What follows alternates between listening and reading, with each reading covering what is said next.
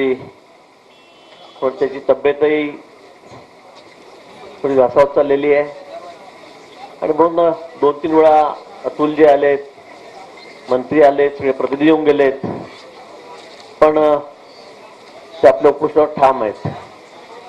त्यांच्या मागण्या आहेत त्या बाबतीमध्ये सविस्तर चर्चा आम्ही त्यांच्याशी या ठिकाणी केलेली आहे. उदयजी या ठिकाणी आहेत, अतुलजी आहेत, या ठिकाणी आपलेच सहकारी आमदार या ठिकाणी आहेत.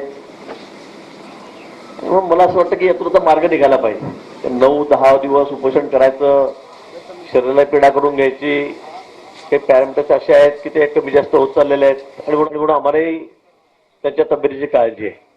आणि म्हणून काल मुख्यमंत्री महोदय आहेत, शिंदे साहेब आहेत, देवेंद्रजी यांच्याशी आम्ही चर्चा केली, अजितदारांशी आम्ही फोनवर बोललो आणि त्यानंतर यातून मार्ग लवकर निघाला पाहिजे,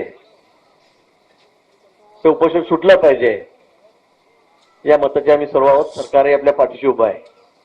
आपल्याला कल्पना आहे, वारंवार सीएम डीसीएम आम्ही सगळ्यांनी सांगितलेलं आहे की आम्ही ओबीसी आरक्षणाला कुठे धक्का लागू देणार नाही, कुठेही ओबीसी समाजावर अन्याय होणार नाही, ही भूमिका आमची कायम आहे. दोन्ही समाज असतील, मराठा समाजाला असेल, ओबीसी समाजाला असेल, कोणावरही अन्याय करायचा नाही. सरकारला ज्याचं असेल त्याला ते द्यायचं आहे. आणि म्हणून मला असं वाटतं की आता उपोषण आपण हे सोडलं पाहिजे, सरकारशी चर्चा केली पाहिजे, पण लक्ष्मी मंडळ आपल्या भूमिकेवर ठाम आहेत, दोघंही आपले उपोषणकर्ते आपल्या भूमिकेवर ठाम आहेत आणि म्हणून म्हटलं की काहीतरी मध्यम मार्ग निघाला पाहिजे. आता किती दिवस असं बसायचं आणि चर्चेअंती मला वाटतं कुठेही मार्ग निघत असतो, चर्चा केल्याशिवाय कुठेही मार्ग निघत नाही.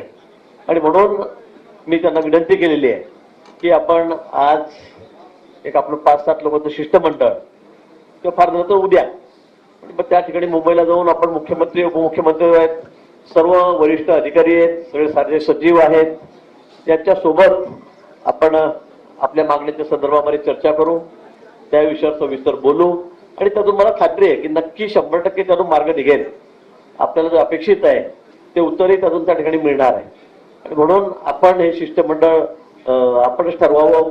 5-7 लोक असतील, 10 लोक असतील, हे आपण त्याची नावं द्यावीत, त्यांना मुंबईला त्या ठिकाणी आपण पाठवावं आणि सरकारशी शासनाची जर चर्चा झाली तर मला वाटतं एका चर्चेत तेवढा दुसऱ्या चर्चेत होईल, पण लवकर आपल्याला यातून मार्ग काढावा लागेल.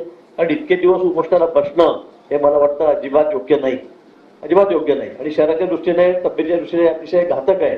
आणि म्हणून मी आपल्याला विनंती करतो पुन्हा दोन्ही जणांना, नवनाथ भाऊंना, लक्ष्मणजींना, की आपण या ठिकाणी एक शिष्टमंडळाची नामांकन द्यावी आणि त्यातून आम्ही सर्व अधिकारी आहेत, पदाधिकारी आहेत, मुख्यमंत्री महोदय, उपमुख्यमंत्री महोदय हे आपल्याशी त्या ठिकाणी चर्चा करतील आणि निश्चित त्यातून आपल्याला अपेक्षित असलेला जो विषय आहे, जो प्रश्न आहे, तो त्यातून सुटेल.